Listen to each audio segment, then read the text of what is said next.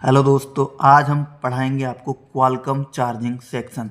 तो ये जो आप देख रहे हैं ये है चार्जिंग पिन जो हमारे सब बोर्ड में लगी होती है। यहाँ से मेन बीटीबी कनेक्टर यानी मेन मदरबोर्ड जो अपना होता है और वहाँ तक 5.1 वोल्टेज जाते हैं। उसके बाद ये जो ये लगा हुआ है इसे हम कहते हैं टीपी पॉइंट यानी टेस्ट पॉइंट। तो ये हम यहाँ पे 5.1 वोल्टेज चेक कर सकते हैं। देन उसके बाद जो लगा हुआ है इस कंपोनेंट उसको हम कहते हैं जिनर डायोड। देन ये कैपेसिटर है। उसके बाद जो ये आईसी लगी हुई है इसे कहते हैं हम ओवर वोल्टेज प्रोटेक्शन यानी ओबीपी आईसी। यदि ये ज़्यादा वोल्टेज यहाँ से आते हैं तो ये कभी भी इसको आउटपुट नहीं करेगी, ये आईसी खुद ही खराब हो जाएगी। इसका इसीलिए नाम पड़ता है ओबीपी ओवर वोल्टेज प्रोटेक्शन। तो यहाँ पे 5.1 वोल्टेज इंटर करता है तो ये 5.1 ही आउटपुट करती है, मतलब जितना इनपुट करेगा उतना ही आउटपुट करने वाली है। अगर 5.1 से ज़्यादा होगी तो ये आईसी खराब हो जाएगी और आउटपुट कुछ नहीं होगा। अगर कम होगा तो आउटपुट कर देगा लेकिन कम ही आउटपुट करेगा, बढ़ा के आउटपुट नहीं करेगा। तो ये आईसी ना वोल्टेज कम करती है ना बढ़ाती है, जितना वोल्टेज आता है उतना ही वोल्टेज भेज देती है। अगर ज़्यादा वोल्टेज आती है तो ये ख़राब हो जाती है प्रोटेक्शन के लिए, ताकि फ़ोन में कोई दिक्कत ना आए। तो ये यहाँ चार्जिंग आईसी का इनपुट हो गया 5.1। तो चार्जिंग आईसी जो आउटपुट करती है वो करती है हमारा 3.7 से 4.2। तो यहाँ से 3.7 से 4.2 वोल्टेज आते हैं जो कि जाते हैं फ्यूल गेज आईसी में।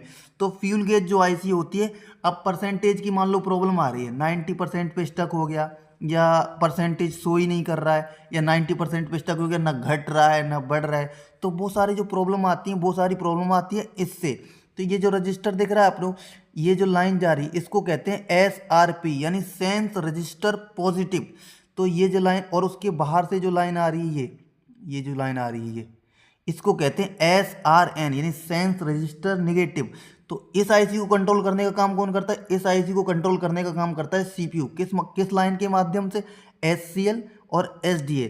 मान लो कि कोई प्रॉब्लम हुई, चार्जिंग नहीं हो रही है या फिर चार्जिंग परसेंटेज स्टक हो गया, तो ये चार्जिंग परसेंटेज जैसे 90% पे स्टक हो गया तो ये सीपीयू इस इन दोनों लाइनों के माध्यम से सेंस करेगा कि ये फ़ोन हमारा ना तो परसेंटेज घटा रहा है ना बढ़ा रहा है, 90 पे स्टक है।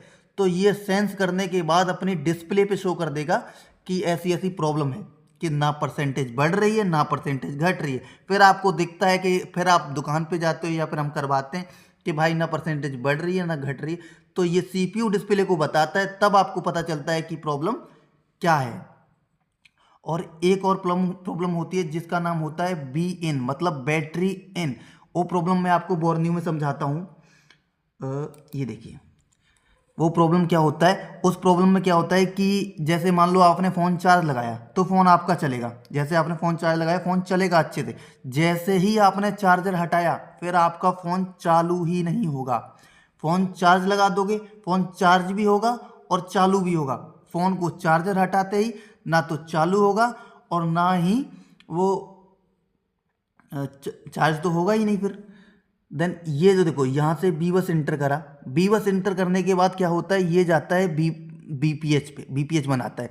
देन ये देखो आप ये देख रहे हो कि ये जो बीपीएच है, ये देखो ये बीपीएच कॉइल लगी हुई है, बीपीएच बनाए। बीपीएच बनाने के बाद क्या करता है, ये वोल्टेज सिस्टम, ये आईसी की जो 3 बॉल होती ना यहाँ गई, यहाँ से क्या करता है ये जाता है अंदर ही आईसी के बी बैट पे, अंदर ही जो राउंड होके ये जाता है बी बैट पे। बी बैट पे यानी बैटरी कनेक्टर पे, जिससे क्या होता है कि हमारी बैटरी चार्ज होती है। लेकिन जैसे ही हम चार्जर हटाते हैं, जैसे हम चार्जर हटाते हैं तो ये क्या होता है, ये जो बी बस वाली लाइन है ना ये तो ब्रेक हो जाती है क्योंकि यहाँ से चार्जिंग से वोल्टेज आ नहीं रहे। अब वोल्टेज आएंगे बैटरी से। तो जो अभी तक वोल्टेज ऐसे होके ऐसे जा रहे थे, नहीं, अब वो वोल्टेज ऐसे वापस उल्टे आते हैं।